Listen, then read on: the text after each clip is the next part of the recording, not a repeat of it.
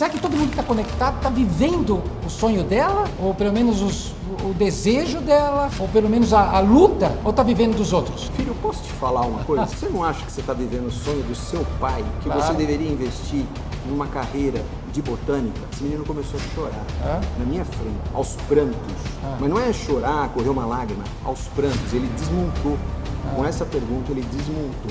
Tem um monte de carro, tem um monte de advogado, tem um monte de médico ruim, etc. E que exatamente, que não tá. Então você Quer criou dizer, padrões longe e modelos. de ser talento isso. Não é talento. Géser, estamos aqui finalmente no Anote Aí. O que nós vamos falar hoje, Géser? Um pouco de bobagem, um pouco de tudo, quase nada. O que a gente sabe, o que a gente aprendeu, o que a gente desenvolveu. É isso. Então vamos começar então com aquela prévia. A gente falou que ia conversar sobre talento. Alguns assuntos. Sim, mas a gente falou, talento é um assunto que comove as pessoas, porque todo mundo acredita ter talento e, na verdade, eu também concordo. Todo mundo tem talento. Só que isso gera muita discussão, muitas dúvidas. Eu tenho certeza que o pessoal está conectado com a gente, tem essas angústias. Então, o que a gente pode... É normal, Mauro, porque todo mundo vai ser julgado por alguma coisa. Né? A pessoa fala, tem talento, não tem talento, isso não é novo, isso não é antigo, que isso hoje em dia se propaga bastante no desenvolvimento das pessoas, no sucesso, no julgamento do que é ter sucesso ou não ter sucesso, que a pessoa tem talento ou não tem talento. Isso já é uma bela discussão, né? Exatamente. O que é sucesso? Exato. E no que vai diferenciar as pessoas? Pessoas que têm talento, pessoas que não têm talento. Uma pessoa que tem destaque, seja na escola, seja na família, seja na empresa, na profissão. Mas a coisa é bem grave, eu acho, porque parece que você vive numa ditadura do talento. Tanto que tem o departamento de RH, né, o tradicionalíssimo departamento de RH. Aí você fica vendo o título das pessoas e tem aquele Talent Acquisition. Então parece que o mundo é governado por busca de um talento. E será que a empresa sabe o que fazer com esse talento? Primeira coisa, está todo mundo desesperado atrás de pessoas talentosas. Primeiro, será que você reconhece esse talento? E depois que você tiver esse talento sentado na tua frente, você é o gestor, esse talento está na tua frente. O que você faz com esse cara, com essa pessoa? Né? Quer dizer, é uma longa discussão, né? Mas para um pouquinho.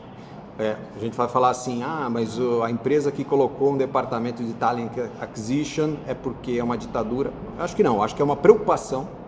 A organização ali se preocupa ou estabelece uma prioridade de que as pessoas, o talento das pessoas precisa ser desenvolvido. E aí já é uma conscientização da organização de que uma área precisa ser dedicada, pessoas, especialistas precisam ser dedicados a desenvolver, identificar e desenvolver. Eu gosto muito dessa visão. Vou desenvolver talento. É a minha visão. Mas tem a visão acquisition. Né? Quer dizer, o talent acquisition parece que você vai no mercado e vai trazer uma pessoa talentosa. Você não está falando que você vai desenvolver o talento, mas você vai contratar uma pessoa supostamente talentosa e aí é que surge alguns problemas. Quer dizer, o que é esse talento? E as pessoas que estão dentro da organização, já estão dentro da organização, e aí? Então, aí tem que desenvolver. Mas você está falando. Mas veja, você não pode dizer que todo o talento está dentro da empresa. Você tem que adquirir ele de fora também, trazer para dentro da organização e fazer com que aquela pessoa absorva a visão da organização, a cultura com as pessoas, o relacionamento com as pessoas e possa pôr um talento em prática. Vai lá. Vou dar o exemplo mais prático, atual. Né? Inteligência artificial. Uma empresa que nunca trabalhou com inteligência artificial, que nunca teve contato com inteligência artificial, ela não pode querer desenvolver um talento internamente. Ela vai ter que trazer alguém que traga esse conhecimento para dentro, que gere, que contamine a organização com o pensamento da inteligência artificial. Depois pode ser que outros talentos vão ser identificados ali e desenvolvidos, mas ele tem que ser adquirido e desenvolvido também. São duas coisas. São duas coisas, mas sempre eu tenho a grande preocupação que você, ao trazer um talento, seja lá qual for a definição de talento, você traz o talento, como é que você garante que todo mundo que já estava a bordo já estava sofrendo no dia a dia, que estava lutando pela sustentabilidade da empresa, como é que você garante que essas pessoas continuem engajadas? Então, porque a impressão que eu tenho é, se você ganhar um rótulo, né, uma etiqueta na sua testa de talento, as coisas vão vir para você. E o contrário também é verdade. Se você não tiver esse carimbo na testa de talentoso, não vai vir nada para você. E aí você cria dentro da empresa um clima complicado, um clima organizacional complicado. Então, essa é uma preocupação minha. Como é que a gente, que a gente segura o pessoal que já está lá amassando barro? Então, vamos começar estabelecendo nessa discussão o que é talento. Vamos lá, o que é talento? Vamos pensar que uma criança, vamos voltar um pouco no tempo, sair da empresa e vir para o mundo real, nosso dia a dia. Sim. Uma criança, ela nasce, ela tem lá seus 5 anos e de repente ela começa a tocar saxofone, tocar violino com 5 anos de idade. Não tem nada a ver com empresa, desenvolvimento, aquisição de talento, recursos humanos, esquece isso. Vamos ir para a tenridade, para uma criança de 5 anos, ela não tem talento? Ela tem um talento inato, tá dela. Exatamente. É ali inato, ela sabe tocar violino. Mas ela é tão virtuosa quanto o maior violinista ou a maior violinista do mundo? Ainda não. Então, ainda não. Ela tem um talento inato e ela vai ter que desenvolver, aprimorar aquele talento. E no meio do caminho, pode ser que ela desista do violino e fale assim, isso aqui é uma puta bobagem, não quero mais tocar violino. Então, mas esse ponto é interessante, porque a gente começou conversando assim, todo mundo tem um talento. É impossível que as pessoas não tenham um talento. Até para fazer bobagem. Sim, mas todo mundo tem talento, todo mundo tem alguma coisa que vai muito, muito bem. Como é que a gente pega isso que ela faz muito, muito bem e coloca isso dentro do espírito da empresa, dentro da cultura da empresa? Eu acho que esse é um grande desafio, porque talentos os seres humanos têm. E se você conseguir criar o engajamento necessário dentro da cultura da sua empresa, você pode usufruir disso. Agora, se você criar uma dicotomia, falar assim, esses são os talentosos, esses não são os talentosos, o que você faz com os não talentosos? Você perde. Então, mas... não talentosos em termos, né? Porque pode ser que com um pouco de carinho, eles sejam talentosos e agreguem muito para a sua empresa. Então, mas aí eu vou te fazer um desafio, uma provocação. Adianta o marceneiro mais talentoso trabalhar numa forjaria? Não. Mas aí... A questão da cultura que você falou, colocar o talento dentro da cultura, é inverso. A empresa, ela tem a sua filosofia e a sua missão na sociedade, no ambiente. As pessoas, o indivíduo precisa ter noção. Não é a empresa que tem que dizer se eu sou talentoso ou não. Sou eu que tenho que ter noção do meu talento e onde eu vou aplicar o meu talento. Eu não posso querer me transformar ou me moldar ou aplicar o meu talento dentro de um ambiente ou de uma empresa ou de um processo onde meu talento não serve de absolutamente nada. É o caminho para a frustração. Mas eu concordo, a empresa precisa me dar essa liberdade de entender. Será que eu sou talentoso aqui nesse ambiente? Eu concordo, mas você tem duas perspectivas. Eu acho que é sempre interessante falar assim, olha, quando eu vou conversar com empresas, etc., eu falo assim, ó, tem duas perspectivas, o que vocês querem olhar? Tem a perspectiva corporativa e tem a perspectiva do indivíduo. Né? O indivíduo e a empresa. Então, do ponto de vista do indivíduo, você está falando, do ponto de vista do indivíduo, ele tem que olhar e falar assim, esse é o lugar que quero estar? Agora, começa por aí. Ok. E aí pode ser que a decisão seja, não tenho nada a ver com isso, e a melhor coisa que eu posso fazer é ir embora. Procurar meu caminho. Excelente, procurar o caminho. Mas a empresa também, a gente sabe que a sustentabilidade de uma empresa continuar existindo.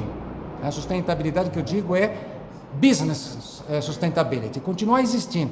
Ela precisa dos talentos. Certos talentos. Ela não, eu ainda acho que ela não pode perder, assim, imaturamente, algumas pessoas. A gente já viu histórias disso. Eu já vi gente que dentro de uma empresa, do mesmo business, indústria automobilística, o cara dentro de uma empresa não servia, aí ele vai trabalhar numa empresa igual, e lá o cara chega numa alta posição. Então você fala assim, tudo bem, ele não se adaptava à cultura, mas na outra, ele era engenheiro pleno, e na outra o cara chega à diretoria, não sei das quantas. Caramba, é um gap enorme. Será mesmo que essa empresa que ele trabalhava, que ele estava ali, que o máximo que ele ia conseguir era pleno, será que essa empresa não desperdiçou um cara muito, muito interessante? Quer dizer, será que se ela tivesse... Por isso que eu acho que é uma corresponsabilidade. Você sim, é problema seu. Se você falar assim, esse daqui não é o meu ambiente, eu vou embora, também é legal. Agora, a empresa também não pode perder gente assim, porque pode ser que você esteja perdendo uma pepita de ouro, um cara muito interessante. Então, e aí o outro consegue. Tá, mas vamos dividir as coisas então. A organização precisa estabelecer como identifica, adquire, nós começamos falando de adquirir, né? Aquisição, como ela adquire, como ela cuida e como ela desenvolve os seus talentos. E aí entra, né, a gente fala organização, não tem nenhum ser mítico chamado organização. A organização são os gestores, os diretores, aqueles que mandam dentro da organização, precisam tomar e aí também não é a responsabilidade só do RH, são todos os corpo diretivo, tem que tomar uma decisão de que a filosofia dessa organização é identificar talentos, é fomentar talentos e propiciar uma oportunidade para as pessoas desempenharem o seu melhor dentro da sua organização. Tá tudo bem, mas assim... Isso é um lado. Você não é RH, você é um gestor. Né? A gente tem, então todo mundo que já foi gestor, é gestor, tem uma tremenda tendência a achar que o espelho é bonito. Você olha para o espelho e fala, nossa, como eu sou um cara legal, como eu sou bom, como é que você avalia os outros nessa busca pelo talento, tirando o seu próprio viés, tirando o seu próprio bias? Eu estudei em escola à noite, então eu era um cara lutador, então eu tinha resiliência, então esse cara aqui, ele também faz a mesma coisa que eu fazia, então esse cara é muito bom, olha, ele está seguindo os meus passos. E se a gente fizer isso, a gente não vai criar um ambiente diverso e com o talento que a gente, com a diversidade de talento que a gente precisa. Eu concordo. O RH tem que trabalhar nisso para garantir que o RH pode trabalhar nisso, dando diretrizes, dando orientações para o gestor o gestor, né? Estabelecendo políticas, estabelecendo métodos ou processos para gerir essa situação. Mas cabe ao indivíduo de novo. Se o gestor... Indivíduo quem? Indivíduo que está avaliando o gestor. Seguindo a linha do gestor, nós estamos falando ainda do lado empresa da história. Se o indivíduo gestor continua olhando para o espelho e só vendo a si mesmo como o ideal de sucesso, nós vamos continuar tendo um problema aqui. Ele tem que olhar no espelho e ver seus defeitos e procurar a correção. Exatamente. Naqueles que estão ali por baixo dele. E outra, saber que ele não é perfeito, saber que ele é digno de falhas, que ele não é senhor das verdades e das realidades do mundo, entendeu? Que o mundo se modifica, né? Se transforma, novas gerações chegam, novas tecnologias chegam. Você vê, Géser, a gente estava conversando no warm-up justamente sobre isso. Né? A gente estava conversando no warm-up falando de realmente, né, as pessoas buscam as contradições nos líderes. E líder é um ser humano, e ser humano não é linear, ser humano é cheio de contradições. Se ele perceber que você está exercendo essa liderança na busca do talento, mas você tem esse viés, né? Você tem, e ele percebe, o que é um viés? Eu gosto dele porque ele parece comigo, eu gosto dele porque ele é meu amigo, eu gosto dele porque ele passa na minha mesa e me convida para almoçar, eu gosto dele porque ele lembrou do meu aniversário. Existe isso. Sim, é normal. É normal, né? Mas é normal e está todo mundo assistindo isso. Está todo mundo vendo. E quando todo mundo vê algumas inconsistências, aí gera o quê? Aquilo que a gente falou.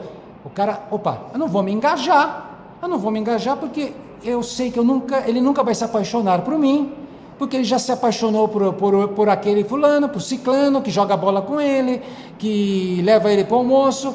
Então, a organização busca justamente isso daí. Você não pode mostrar isso para a organização. Mas vamos lá. Disso que você está falando, de as pessoas terem seus vieses e tal, de novo, cabe ao RH estabelecer essas políticas, esses processos. Cabe à diretoria da empresa estabelecer uma linha de raciocínio, um propósito dentro da organização de lidar com as pessoas, com os talentos das pessoas e que esses talentos sejam transformadores dentro da organização. Os gestores também são pessoas e elas também têm que passar por esse mesmo processo de avaliação, seja autoavaliação ou avaliação externa, porque elas representam a organização.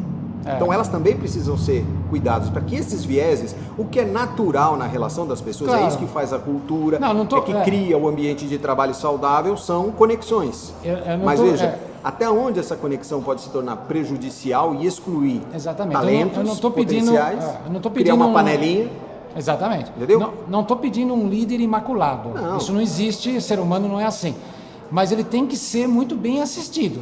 Beleza. Muito bem assistido. Então vamos considerar que, para que esse líder, ser humano, e todos aqueles que respondem para ele, que deveriam responder para si mesmos, eu, você, né, nós aprendemos a responder para nós mesmos e ter saber se autoconscientizar do nosso talento, das nossas competências, habilidades e falhas e trabalhar e ser abertos nessas falhas.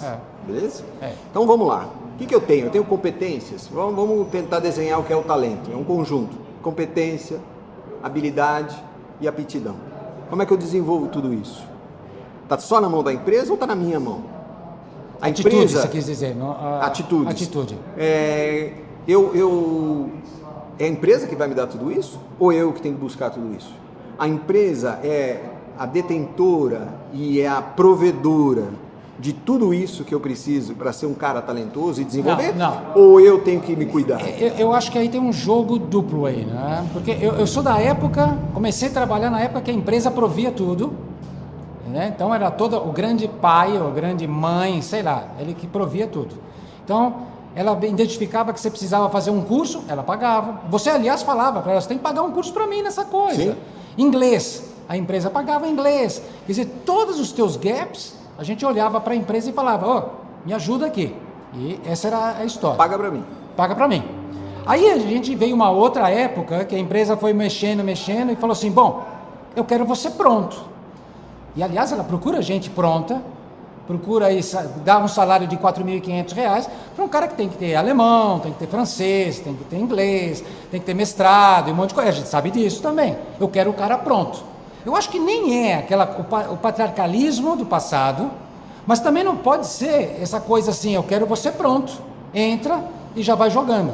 Eu acho que também não é isso. Eu acho que aí existe uma corresponsabilidade. Sem dúvida, você tem que procurar pelos seus caminhos, mas a empresa pode te ajudar. Então, mas aí nós não estamos criando de novo, colocando na organização, em alguém fora, a responsabilidade da minha evolução? Nos dois, porque eu não consigo imaginar você sozinho acertar tudo.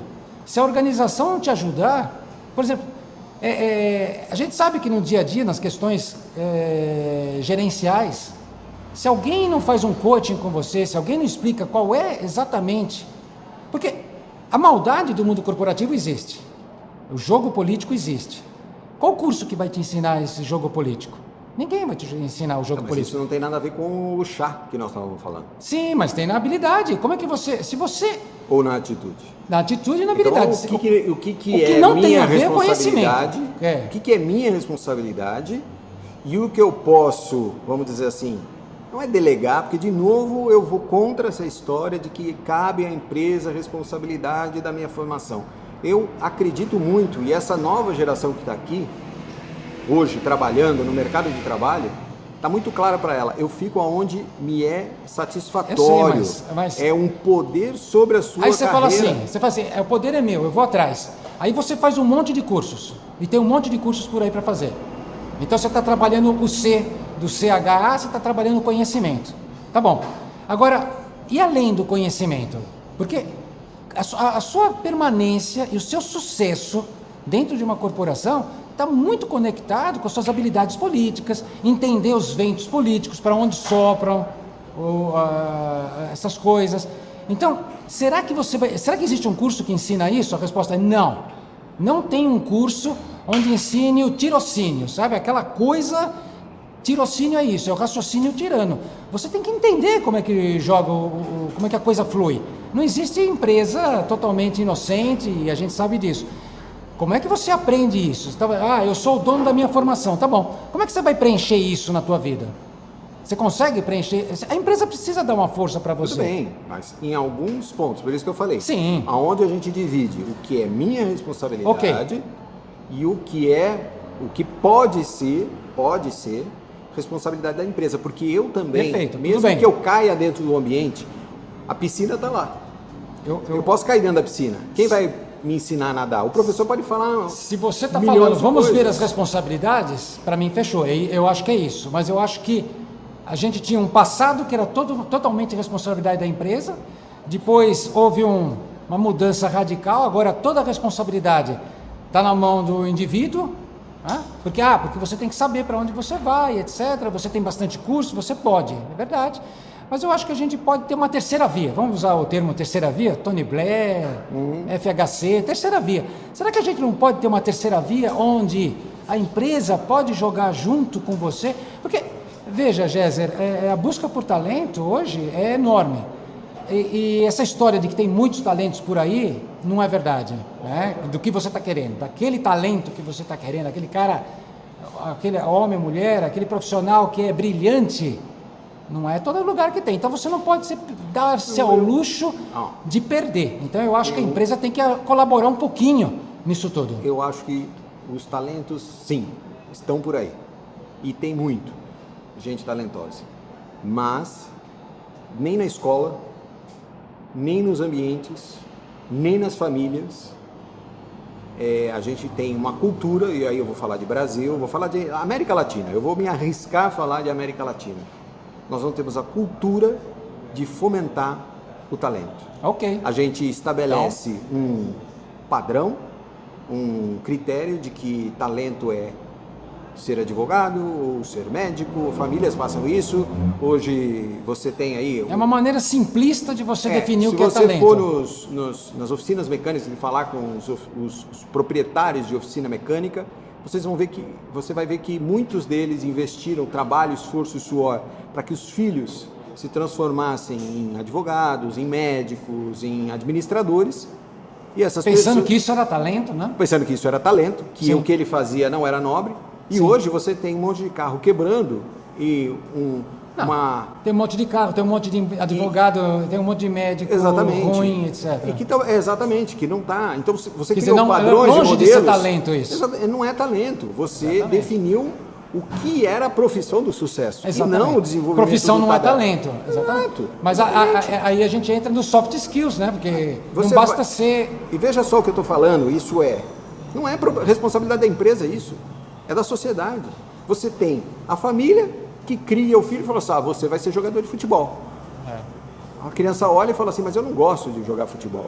Eu gosto de matemática, eu gosto de pintura, eu gosto de violino. Eu concordo Aí você com vai para a escola e fala assim, você tem que tirar A, senão você não vai ser o melhor aluno da sala. E a gente já tem N exemplos falando que os gênios não eram Você foi os muito melhores mais da escola. fundo ainda, né? Porque você falou assim, eu tô falando assim, poxa, a empresa pode dar uma forcinha? Esse é o meu espírito. A empresa pode dar uma forcinha? Pode dar um coach? Mas ela não vai resolver o problema da sociedade. Não vai. Mas aí você tocou um tema mais interessante ainda. Você está falando assim, e a família? E a gente sabe o quanto a família é importante e o quanto a universidade é importante. O cara fica 5 anos numa universidade, estuda 6.000 horas. E qual é o professor que E qual levanta a mão e fala assim, cara, exatamente. você não tinha que estar aqui? Exatamente. O cara fica 6.000 horas... Qual é a faculdade que tem a coragem de falar para um aluno, falar, você não tem que estar gastando dinheiro aqui? Vamos supor um curso de engenharia, só 6.000 horas. Nessas 6.000 horas, quantas horas você discutiu questões relacionadas à sua carreira, abordagem, à sua carreira, à sua atitude, o seu espírito crítico?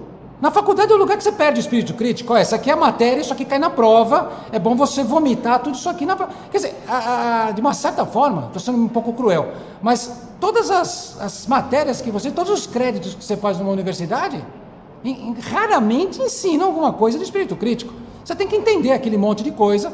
Então, veja, você consegue, se você quiser, você nasce e chega dentro de uma empresa sem nunca ter desenvolvido nada. Voltado ao lado humano, Exato. ao lado do talento, às habilidades socioemocionais. Você consegue viver 25 anos sem fazer nada disso. Você entendeu? Assim, a gente fala e quer colocar na empresa, no empresário, Agora eu vou vestir uma camisa agora aqui, a camisa do empresário. Esquece multinacional.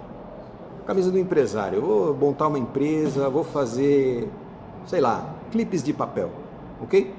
Preciso comprar máquinas, preciso alugar um prédio, montar uma indústria, comprar materiais, matéria-prima, estruturar, pagar meus impostos e contratar pessoas, ok? Para fazer clipes de papel. Você vai falar assim, bicho, vai ser difícil você contratar pessoas que façam clipes de papel, que tenham talento para fazer clipes de papel. Sim. Que se sintam valorizadas porque estão fazendo clipes de papel. Que sintam que são felizes e plenas porque estão fazendo clipes de papel. Porque não adianta talento se você não for feliz com o seu talento. Sim. Se você não tiver prazer com o que você está fazendo. De que adianta talento? Para mim, não para a empresa, esquece todo mundo. Para mim, indivíduo, o que eu faço com o meu talento? Eu ponho comida na mesa? Eu tenho alegria, felicidade, paz? Eu tenho aqueles... Muitas vezes não. Não. Porque será que eu estou praticando o meu talento? Ou eu estou praticando algo que foi me colocado, que era o símbolo do sucesso, da alegria e da felicidade? E aí você volta lá na família, você volta lá... Bom, é interessante porque já caí em muitas rodas de discussão, né, de educação, como eu estou meio envolvido com a educação, e acho que o relato mais verdadeiro que eu vi, um monte de professor universitário, aí brigando, conversando, aí de repente um escreve assim, mas o problema está na educação infantil. Falei, caramba, um cara que é professor universitário, que tem aquele monte de títulos bonitos, tal, ensinando engenharia, né, mestrado, doutorado, tal, ele para e fala, o problema está na educação infantil. O que você está falando, de uma certa forma, é isso. Sim. Começa lá embaixo. Sim. Né? Quer dizer, se você vende a ideia de sucesso errada, se você não... Aí você vem... Não, e você só vai somando, você só soma. Só soma. Você vai agravando isso. Sim. E as pessoas, eu vou usar uma expressão até, sei lá se cabe aqui, aí o indivíduo vai sendo catequizado a um padrão de talento, de sucesso, de felicidade, de alegria. E aí ele vai descobrir tarde, provavelmente com 40, 50 ou 60 anos, e fala, eu queria cuidar de flores. Vou contar um caso para você, então. Agora que a gente está falando aqui, falamos de flores, eu vou contar um caso. Uma vez eu estava fazendo uma entrevista para um estágio numa empresa. Faz tempo isso, né? Faz. Aham. Não, eu estava entrevistando o você estagiário. Estava tá bom. Você não era o estagiário? Não era estagiário. Essa foi mais Sim, essa é outra história. Essa é outra história. Fica para o próximo capítulo. Então eu estava lá, a vaga de estagiário numa multinacional, mas era uma vaga de estágio, 6 horas por dia, trabalhar na indústria, mecânica, né? Processo, estamparia, brasagem, injeção plástica. Sim. E veio um rapaz para a vaga, para fazer a entrevista. E eu peguei o currículo, li o currículo do rapaz. Ele já estava trabalhando com inspeções de solda para Petrobras. Olha só. Legal. E a gente sabe que é um trabalho nobre, criterioso, muito especializado e que paga bem. Paga bem. E é uma coisa que depois eu confirmei com ele qual era o salário dele, quanto que ele estava ganhando. Comparado com o estágio, era nada. Sei. E aí fomos para a entrevista, o rapaz veio, comecei a conversar com ele, perguntar o que ele sabia, o que ele fazia, o que ele estudava, estava estudando engenharia. Só que uma coisa me chamou a atenção. Toda vez que eu perguntava para ele, mas você está fazendo engenharia? Por que engenharia? Por que você gosta de engenharia? Não, mas porque meu pai tinha um sonho de estudar engenharia e tal. Sim. Aí eu perguntava, tá legal, mas você está fazendo essas inspeções de solda, né, para Petrobras, para fornecedor, meu pai tinha um sonho, tal. Ele vivia o sonho do pai. Aí eu fui explorando isso, né, e falei, por que você quer trabalhar aqui? Não, mas meu pai conhece essa empresa aqui, e ele tinha um sonho de trabalhar nessa empresa aqui. E eu falei, legal, hein? Aí eu deixei a conversa rolar, isso aqui, o que você faz no seu... Você admitiu o pai dele, é isso? Não. Eu perguntei para ele, o que você faz no seu final de semana? O que você gosta de fazer de... Deixa eu ver, o que meu pai gosta hobby? mesmo? Que hobby que você tem? O que meu pai gosta mesmo Perguntei de fazer? Pra ele, não, pescar. Beleza, eu falei, fugindo um pouco do normal, qual o hobby que você tem, né? Ele falou assim, eu gosto muito de jardins. Eu fiz um curso uma vez de jardinagem e de botânica, de construir jardins ornamentais, eu gosto muito disso e tal. E comecei a explorar esse assunto com ele, ele começou a me contar como é que era a formação de um jardim. E aí o cara o rosto dele iluminou. Mudou, né? Iluminou. O olho ficou brilhando. Brilhando. E falava dos jardins, das plantas. Eu falei, mas você conhece o nome das plantas? Porque eu não conheço o nome de planta. Não, eu conheço, eu aprendi. Eu só sei que se é verde, deve ser planta. É o máximo que a gente sabe. É igual eu. E aí ele terminou, quando ele estava terminando de contar todas as histórias de botânica, de jardinagem para mim, eu falei, filho, posso te falar uma coisa? Você chamou de filho, Aí ele falou, claro, né? Eu falei, você não acha que você está vivendo o sonho do seu pai, que Claro. você deveria investir numa carreira de botânica? Esse menino começou a chorar, cara, na minha frente, aos prantos. Mas não é chorar, correr uma lágrima, aos prantos. Ele desmontou. Com essa pergunta, ele desmontou. Aí, ok, não contratei ele, né? Eu falei, ele trouxe água, conversamos, depois chamei a menina do Pessoal do RH RH. para acompanhá-lo, falei, ó, vê se ele está bem, para ele ir embora, antes de deixar ele sair. Ela ver não se ele perguntou o se que você tinha recuperou. feito de mal pro Depois a menino? gente conversou, falei com a menina do RH, falei, olha, deixa eu te contar o que aconteceu aqui. Ela falou, meu, Senão... ele estava numa situação... Mas assim, o que eu tô querendo dizer é o seguinte, naquele momento, não é no que eu quis destruir o sonho dele, mas o que eu tentei ali, naquele momento, que me inspirou naquele momento, era, cara, será que eu posso salvar esse indivíduo para ele fazer o que ele ama e trabalhar todo o talento que ele tem, a aptidão que ele tem, o amor que ele tem para ele ser feliz? Não é que ele vai ganhar dinheiro. Mas você imagina... Mas aonde nasceu Sim. o padrão de que sucesso e felicidade e alegria dele foi na família. Talvez o pai dele não obrigou ele a nada. Não. Mas não a paixão pelo sim, pai, sim. né, tudo que ele tinha pelo pai fez ele comprar um sonho que não era dele. Você imagina essa conversa que a gente está tendo agora, o quanto transformadora pode ser, porque tem um monte de gente escutando a gente, tem um monte de gente vendo a gente. Né? Quantas pessoas não vivem, né, sonhos que não são delas? E sem criticar a família, sem criticar a comunidade, sem criticar nada. Mas será que a gente vive os nossos sonhos sem ser romântico? Porque, eu tenho um sonho. Não é questão de ter um sonho. A gente não nasceu em lugar rico, a gente sabe a dificuldade que é, a gente sabe como é complicado você respirar nesse mundo. Então a gente sempre teve a pressão do dinheiro. Mas mesmo assim, todo mundo tem essa pressão, a maioria das pessoas tem essa pressão, mas será que todo mundo que está conectado está vivendo o sonho dela? Ou pelo menos o desejo dela? Ou pelo menos a luta? Ou está vivendo dos outros? Porque é o que você falou, você vai chegar aos 60 anos de idade e vai falar, caramba, o que eu fiz da minha vida? Tarde. Era isso que eu queria? Muito tarde. Valeu a pena? E agora eu vou lembrar de outra história. Eu vou virar o Forrest Gump dessa Você está contando muita história aqui, o pessoal eu vai vou desconfiar se eu vou são virar verdadeiras ou são criadas. Bom, não importa, Mas, né? assim, São boas histórias. Retomando a história que eu falei do estagiário, do menino, essa história aconteceu muito antes, né, da decisão do meu filho, que carreira que ele ia seguir. Que na saída, né, do fundamental, da 8ª série para o colegial. E olha só que engraçado, eu fui capaz de tentar resgatar, né, de ter a percepção, de tentar resgatar um menino que veio fazer uma entrevista comigo, mas quando foi a vez do meu filho, eu queria que ele fizesse colégio técnico. Porque eu fiz. Claro. E eu acreditava num padrão. Claro. Um padrão de sucesso, Claro. de crescimento. Claro. E se não fosse a minha esposa e ele brigando comigo, Sim. que deixa ele seguir o caminho dele. Sim. Ele gosta do teatro. É. Provavelmente eu teria imposto minha posição de pai, de provedor, Sim, chefe sim. da casa e tal. Aquelas bobagens todas. E teria enfiado ele num curso técnico da Fundação Paula Souza, que tem todos os seus méritos, mas que não tem curso de ator. Mas aí você garantia a infelicidade eterna. Eterna. E hoje eu não veria ele subir num palco fazendo coisas maravilhosas, que me surpreendem.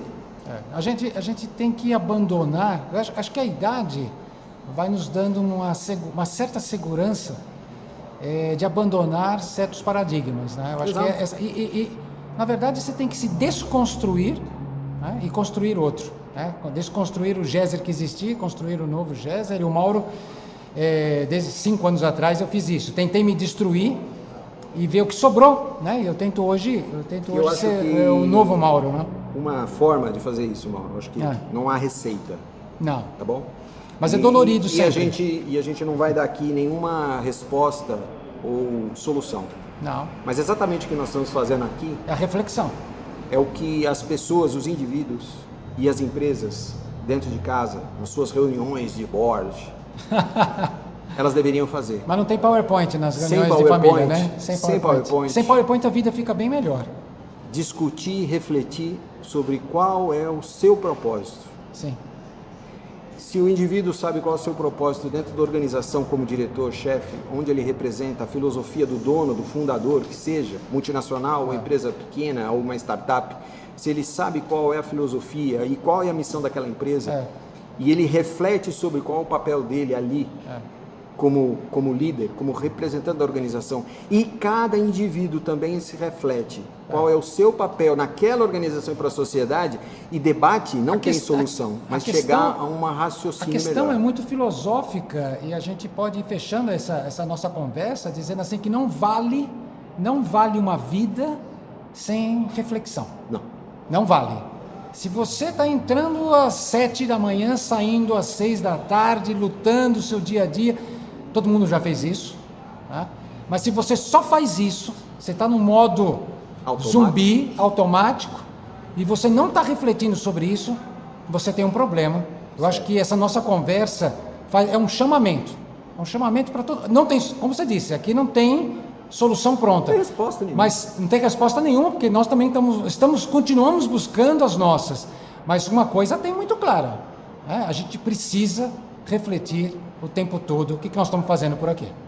Chega. Para quem que a gente precisa agradecer o dia de hoje? Olha para a câmera lá e fala o que a gente tem que agradecer. Primeiro, a Chaplin, a Barbearia? William, Chaplin Barbearia, que está aqui na Vila Zelina. Não é à toa que a gente está com esse monte de coisa aqui, Estamos aqui, depois a gente dá um jeito, tenta melhorar a sua aparência e a minha, ok? Avenida Zelina 456, que gentilmente cedeu espaço aqui. Nos tolerou.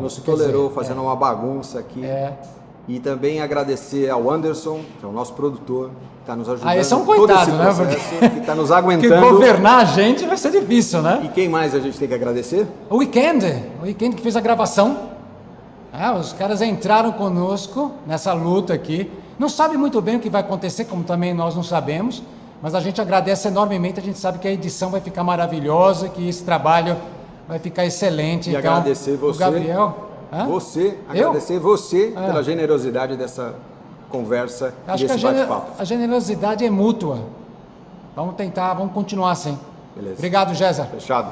Depois de agradecer todo mundo, a gente tem que lembrar também que quem quiser continuar nos seguindo, que os programas vão existir, mas devem continuar nos assistir. Tem toda essa rebeldia, ela vai continuar. Essa rebeldia vai continuar pelas nossas redes sociais. Sigam-nos nessas redes sociais, porque tem muita coisa que vai acontecer. Se a gente tivesse feedback, o que vocês querem? O que vocês querem que a gente fale? Exato. Talvez a gente não conheça o nosso público e o nosso público fale, olha, Mauro, Géser, esse negócio de talento tá por fora, mas eu gostaria muito que vocês falassem sobre tal coisa. A gente quer isso, né, Géser? Entrem nessas redes sociais e comentem, critiquem. A crítica é um alimento para nós. A gente aprendeu na nossa vida profissional que os problemas são oportunidades de melhoria. Então, não elogiem, critiquem, porque é na crítica que a gente vai melhorar. E também, Géser, tem que lembrar o pessoal que a gente está aí disponível para cursos, palestras, resolver problemas, quer dizer, a gente está no mercado, a gente quer conversar com vocês, a gente quer ir tomar café com todos vocês, então vai ser muito bem-vindo qualquer tipo de contato. É isso aí. Obrigado.